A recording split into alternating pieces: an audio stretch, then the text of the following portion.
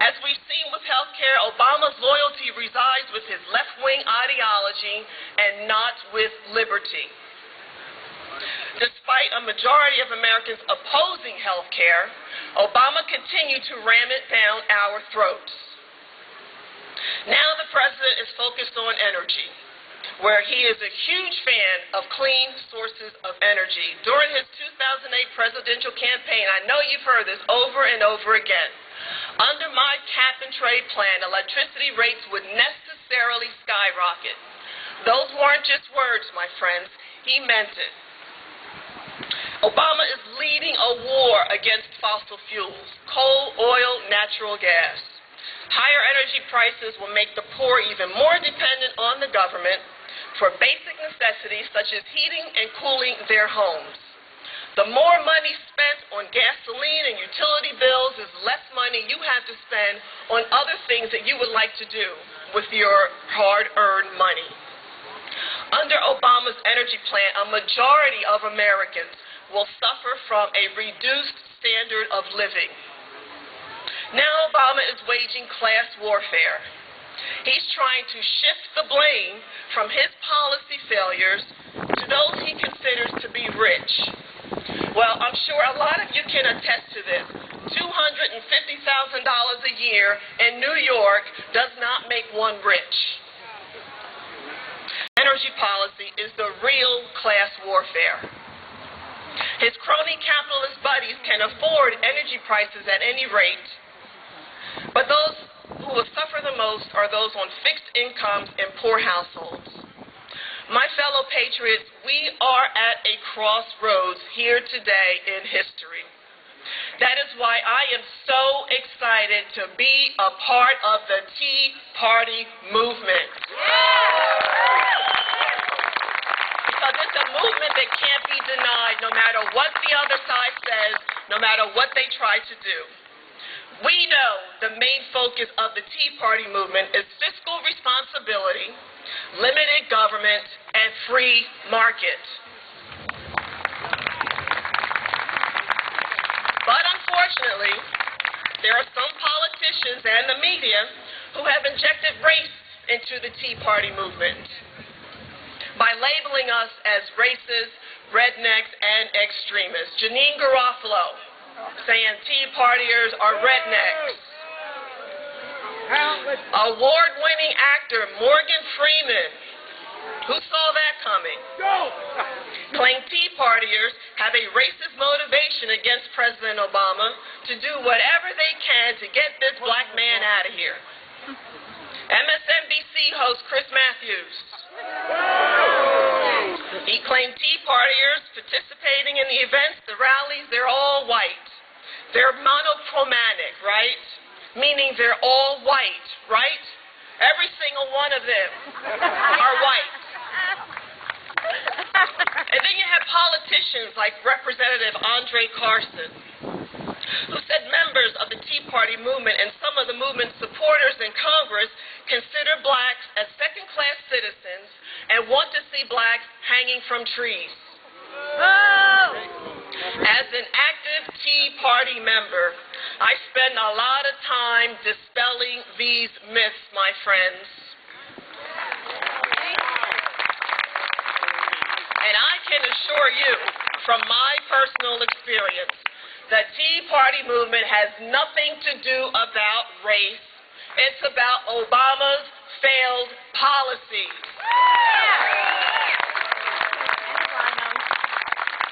And while the media is so quick to propagate myths about the Tea Party, they fail to cover the insults and hurls of comments at black conservatives.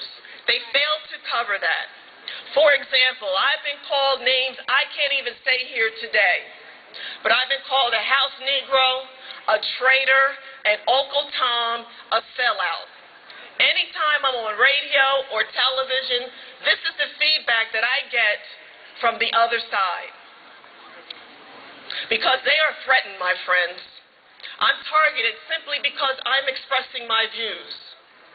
Obamacare, climate change legislation, Second Amendment, And I own 2 guns, and I will use them, and not just on target practice.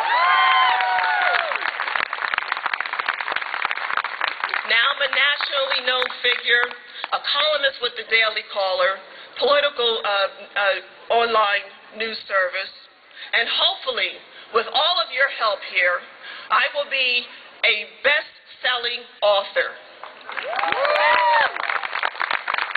My first book is coming out February 2012. Ready for the title? Blacklash. Blacklash. How Obama and the left are driving Americans to the government plantation.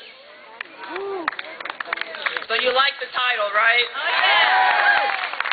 Well, with your help, it's available online right now on Amazon for pre-sale. And I do need your support because we have too much going on right now in this country. And I wrote Blacklash because not all blacks believe in collectivism. Not all blacks believe that big government is the answer. And not all blacks believe the lies of Jesse Jackson and Al Sharpton. I wrote this book to give everyone courage and the ammunition to stand up against the progressives and their lies. My story, my friends, speaks to the greatness of our country.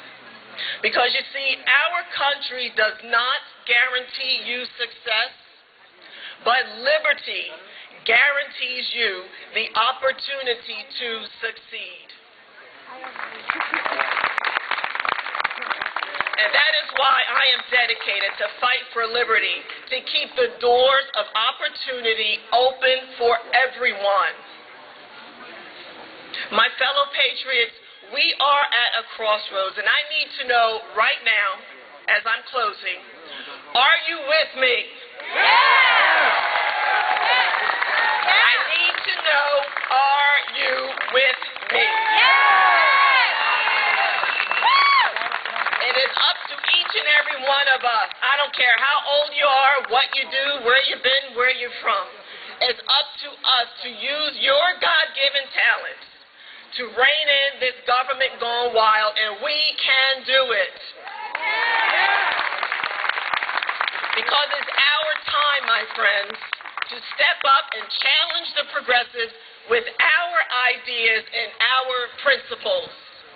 It's our time to step up and use your talents in this effort to rein in this government gone wild. It is our time to cherish the Constitution, the blueprint of our country. It's our time, my friends, to step up like those patriots before, generations before, those brave soldiers who risked their lives to keep us free and safe. I thank all of the patriots here in this audience. Thank you for all the military personnel and their families. Let's not let them down. It is our time, my friends. Thank you all, and God bless America.